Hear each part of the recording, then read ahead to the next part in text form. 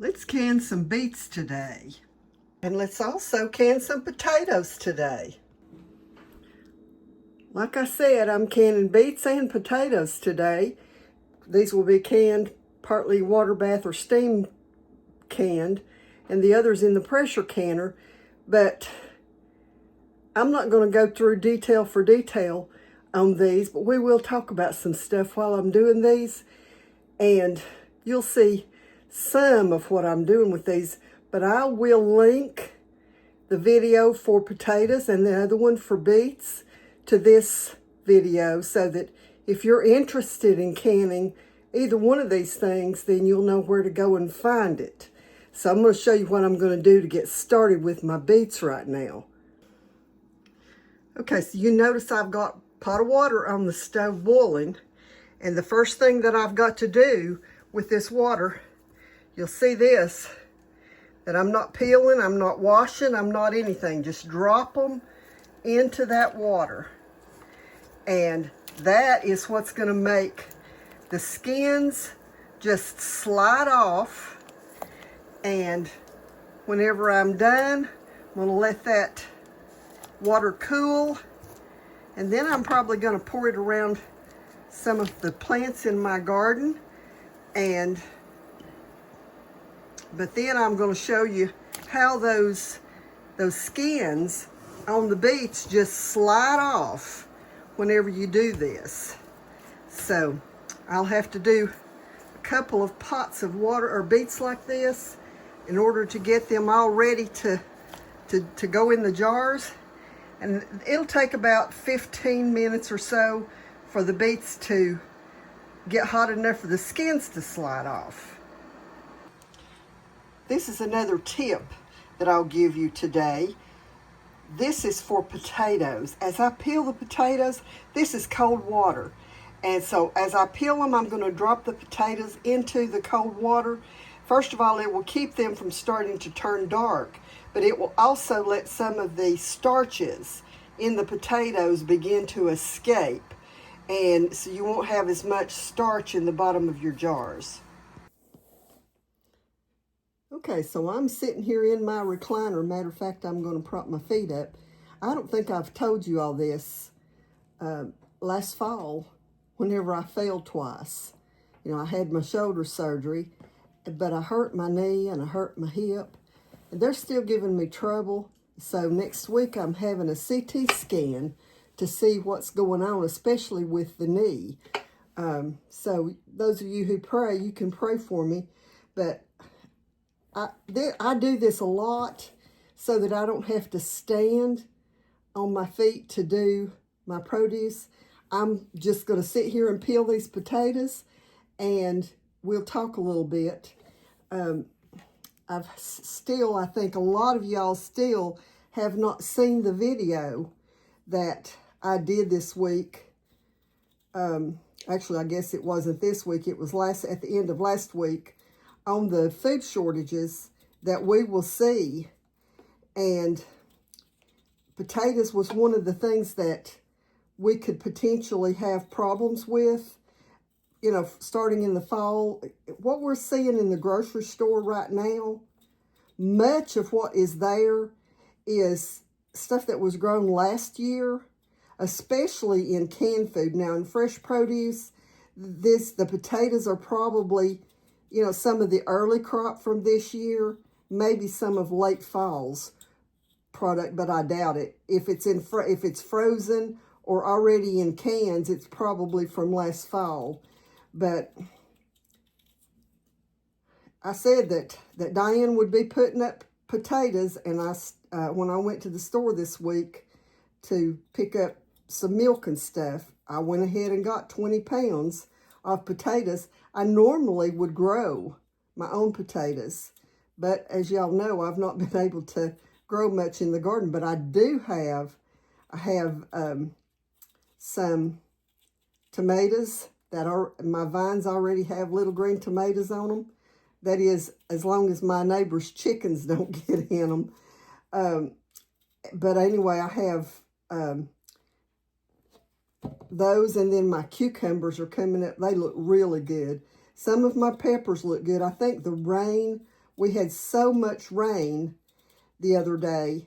I mean, y'all, some of y'all probably heard that Cott County was the county that got, one of the counties here that got hurt really bad from the Helene storm that came through, and a different area of Cott County flooded the other day. And I felt so bad because there was a family that had their home, they lost everything from Helene, and they moved across the county, and this time, this storm, they lost everything again from this storm. I feel so bad for them.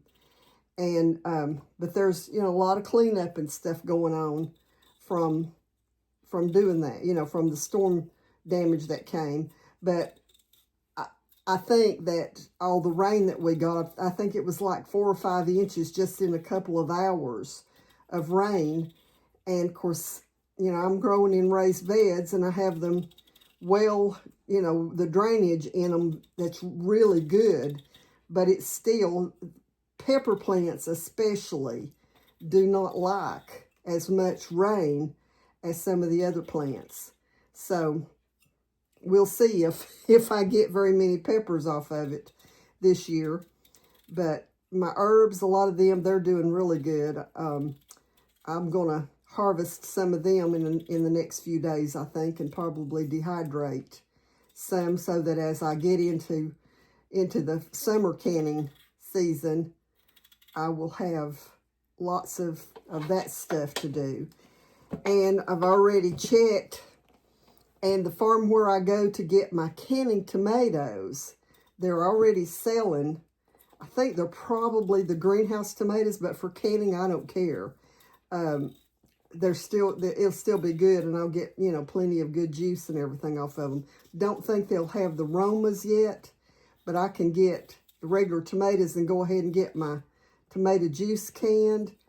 And so that'll be coming up probably next week sometime. So I'm scheduling everything. Yesterday morning I started about 7:30. Had a dentist appointment at 8 o'clock, and I did not sit down other than when I was driving until after 9 o'clock last night. So, staying busy is where it's at if you're going to be prepared for everything that, that has to be done. And I know everybody can't do that. I don't work a regular job. So I know those of you who still work on a regular job, you have to be on your job. And so, anyways, but do what you can. A lot of people say they don't know where to get stuff, but lots of what I buy in the grocery store. I mean, these potatoes came from the grocery store, and the carrots that I did a few weeks ago came from the grocery store. So, anyways, I'm going to finish up these potatoes and get them peeled, and then I'll show you. Y'all may think I'm crazy for doing 2 canning projects in one day, but beets and potatoes are so easy to do. I mean, you literally just peel and put them, into the jars. I will parboil these potatoes a little bit to get some of the excess starch off of them. But, they're so easy to do, and they don't take a long, long time in the canners. So, now the beets, that's one thing that you can do in the water bath, steam canner, or pressure canner. So I actually may put mine in the pressure canner because I can pressure can them in about the same length of time that it takes to water bath them. And just because of the time that it takes for the canners to, to heat up and then build the pressure and all that kind of stuff. So I haven't even looked today. I don't try to remember all of the canning times. I mean, there's some things like your jams and jellies and those kinds of things, that those are just a few minutes. But the things that are going to take, you know, 20 and 30 and 40 minutes, either way, the only thing that I always remember is that all of my dried beans, dried peas, and meat will be in the pressure canner for 90 minutes for quarts and 75 minutes for pints. I do so much of that that's easy to remember, but everything else, I always look it up, because if you depend on your memory and then you realize that you didn't remember right, then you're going to have to go back and reprocess everything. So, you know, it affects the quality of your food. And if you don't remember it, that, you know, if you don't check it and don't know that you didn't process it right, then you've put something on your shelf that could make you sick later. So always double check. And so, like I said, I'm going to get these potatoes peeled, and I'll show you in a little while what I'm doing with them. Well, as I'm still peeling potatoes, I wanted to show y'all something. This is one of the Rada that we've all called Rada forever and a day. This is a Rada, what they call a granny paring knife. This thing is fantastic. I just got this. I had talked with one of their representatives and asked them about the paring knife and which one's best. And, you know, for the size of my hand, and the handle is pretty substantial on it so that you've got something to hold on to. But for peeling potatoes, I could use the star peeler for that, but then you got to still have a knife to cut out the bad places in it. And of course, you know, in potatoes, you've got, you know, where the eyes begin to grow. And then if you look at this, it's got some bad places in it. And with that sharp edge, the sharp end on it, I can go right under those. And so easy to go right underneath. You can see right here, I've got just a little, and I can just go right under it with that sharp end, and it just cleans it right up. So you might want to try this if you're like me and you're doing, you know, half bushels and bushels of stuff, and the knife is sharp too. Of course, I've got the sharpener if I need to resharpen, but anyways, just wanted to show you that. So I'm going to get these finished, and we'll see you in a bit. I should have also told you that if you're interested in getting any of the Rada products, there's a link under the video, and every month they have something different that is a special, so that, you know, if you buy one thing, you might get something else for free. I will look and see what that is for this month, and I will post something to let y'all know what that is, so that I just got an order from them a few days ago, and I got a free slicer.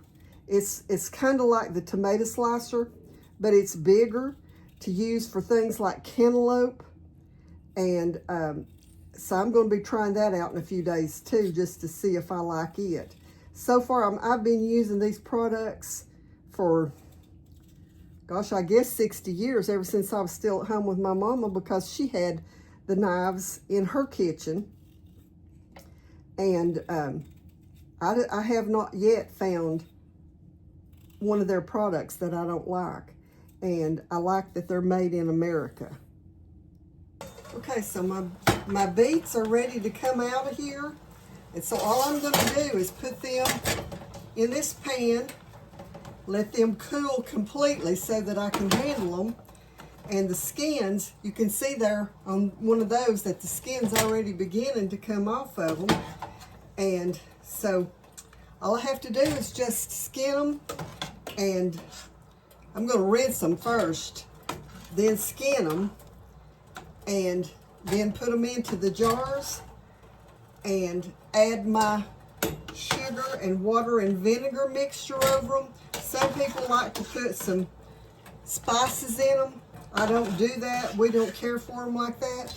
So, but anyway, I'm going to put some more in here and finish up the rest of my potatoes.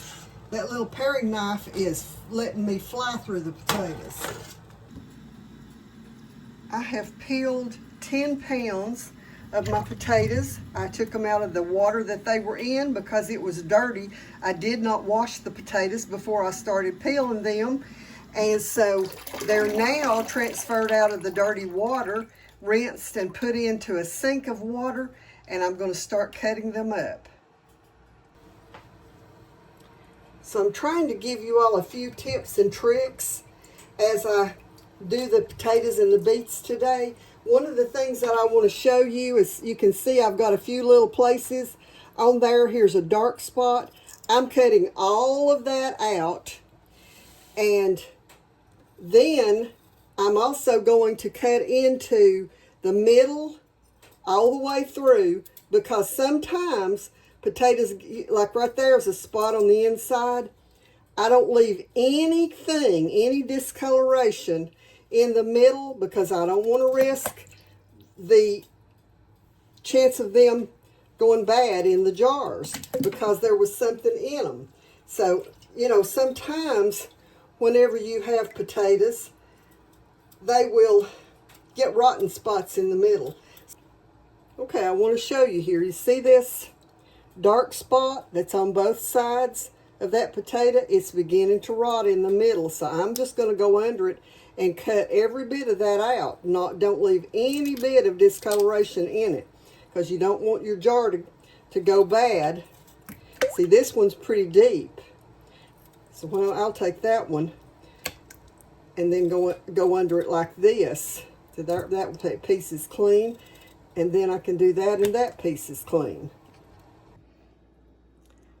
I told you all that I was going to soak these potatoes so that it would get some of the starch out. And if you can see, like right here in the bottom of the sink, the residue that is, you can see there where I'm moving it around, the residue from that starch in the bottom of my sink. And if you look at the pan, I don't know if I can get an angle where you can see there, like right here, you can see starch is still on the top of the water from these. So I'm going to leave them soaking for a little while before I parboil them. Okay, so I've transferred my potatoes back over to the sink after I cleaned it. And you can see the water, how cloudy it is with the starch. And I want to get as much of that off of my potatoes as possible. Okay, so I'm fixing to show you another little tip that I always do. The beets are now cool enough. I've rinsed them with some cold water, and they're cool enough for me to handle. But I want to show you here, whenever I try to peel that, you see what happens to my finger? How dark. And if I do all of these beets, my hands are going to be red to begin with, but eventually they're going to turn this nasty reddish gray, almost black. So I'm going to put some kitchen gloves on. Now, I just wanted to show you with the gloves on. See how I'm just sliding my finger across that? How it just slides that skin right off? And I'll do them all that way. And then, of course, I've got my little granny knife. My granny paring knife's what it is. I've got it here, and just going to clip the end off of that like that, and it's ready to go into the bowl for it to go into the canner soon. I hope you all learned something from the tips and tricks that I've shown you today on canning potatoes and also canning beets. Now, if you have questions, be sure and send me a message. I'd appreciate it if you'd like and share this video. Leave a comment about what you learned on this video. And, you know, just let me know what's going on with you. And I will link the full video on how to can potatoes and another one on how to can beets under the video in the description and also in the pinned comments. So until the next time, Jesus loves you and God bless you.